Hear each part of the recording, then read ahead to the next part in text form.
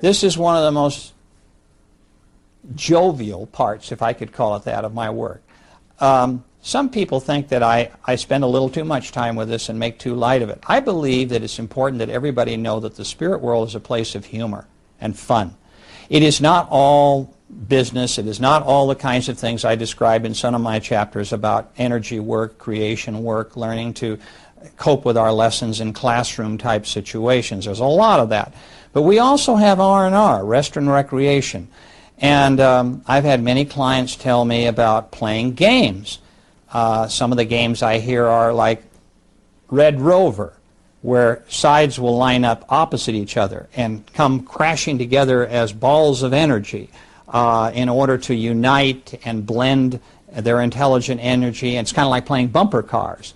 Others will talk about a dodgeball game where they will throw bolts of energy at each other, or playing tag, these kinds of things. And there's a lot more esoteric type games where they can go to other worlds where there is no human life, for example, and frolic, if you will, on that world as spirits who are not there to learn lessons but to simply have fun with each other. And they play. So once in a while when I give a speech about the fact that there is a lot of humor and play in the spirit world, some people get a little upset because they think it all should be very, very serious. And I find that that's just not true.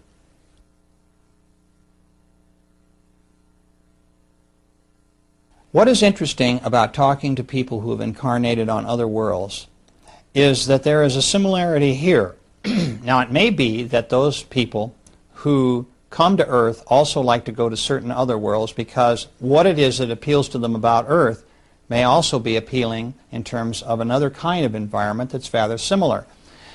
For instance, when I'm talking to large audiences, I ask in the audience how many people in this audience have had dreams where they could fly. Usually 75% of them will raise their hand. Then I will say, how many of you have had dreams where you can swim underwater and breathe, and that you're a very intelligent life form? About half will do that. Then I really narrow the field down. I will ask how many have been giants in their dreams, where everything else is smaller than they are. Only a few hands.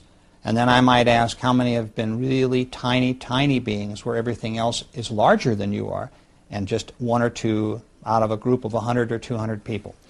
And what this indicates is, and our dreams do tell us an awful lot about our former experiences, is that many people who incarnate on Earth also incarnate on flying and water worlds.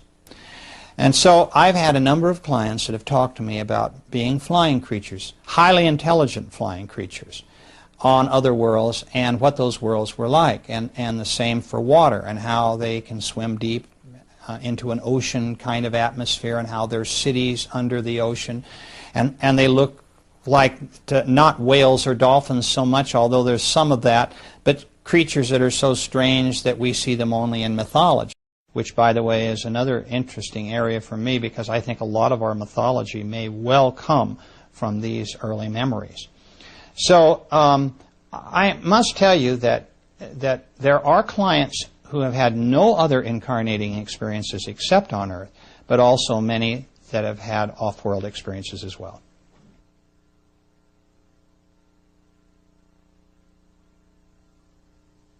When we dream, generally, my way of describing dreams is generally in three categories. We can cleanse our minds at the end of every day. It's kind of a cleaning house where we vent a lot of the things that have gone on, and a lot of it is kind of like everything's short-circuited up there. We've all had dreams which seem like just utter nonsense if we wake up in the morning and wonder what they were all about, or if we wake up in the middle of the night and they've just happened and we don't make any sense of them. We also have those dreams which are problem-solving dreams. We go to bed with a specific problem, and somehow in the morning we wake up and our answer is beginning to formulate. So that's a very cortexual type of dream, where we're really analyzing a problem, and our sleep state is helping us resolve that. Then we have what I call spiritual dreams. The dreams that I've just described in terms of flying dreams or water dreams, where in fact we are creatures that we don't understand in a conscious state, but we're reliving earlier experiences. I might also mention that the problem-solving and the spiritual dreams can overlap. we may receive help from a guide in the middle of the night to some major problem that we just can't seem to solve during the day, and our minds are not open to receiving information from our guides. Maybe we're not people who meditate. So the only way they really have of reaching us is when we're in a subconscious state at night. And so dreams can take many different forms.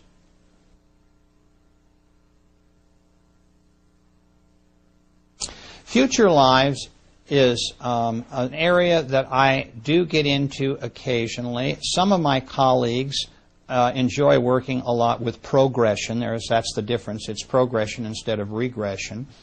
And I've heard some interesting, I've had people who have been on starships because they're seeing into the future. A lot of times, though, I don't like working in the future, even when a client is able to talk to me a little about it, because of the fact that I think from a karmic lesson standpoint, it's better that they not know what's coming up. I feel, again, a lot of importance really comes by our discovering and problem solving when the issue is right in front of us. So I'm a little hesitant to spend too much time with that, although I've had many clients who've talked to me, for instance, about the 21st, 22nd century, how overcrowded the next century is going to be on Earth, and how there's going to be a lot of air pollution, and how it's not going to be real easy living around here. In fact, it's made my wife and I come to the conclusion I think we'll wait a century before we reincarnate together again. But I must tell you, too, that the fact of time often comes into this.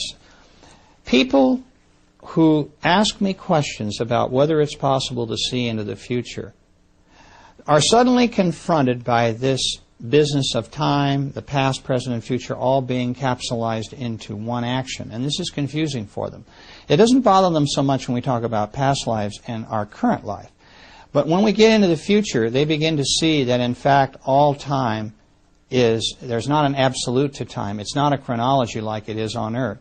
But in fact, when we are in the spirit world, we're able to see into the future as well as the past. If we were not able to do this, we would not be able to select our bodies and to know a little bit about what's going to happen to us so that we, in fact, can make the determination that this body is going to be right for us. So, as of necessity, people have to come to this philosophic concept that, in fact, past, present, and future is all relative. There's been a lot of work done in recent years by people who are very scientifically oriented on this. A whole new field of quantum mechanics where they believe that everything is electromagnetic light, energy, and that time is essentially motion and not chronology, has come into play, where people have had, I think, a greater understanding as quite possible that there is no real relevance to past, present, and future as far as chronology on Earth. It's difficult for us to accept this because we see the sun come up in the morning, go down at night, there's night and day, we age, we see everything changing around us. So for us, it's chronology. Time is very important as an absolute, but it's not true in the spirit world.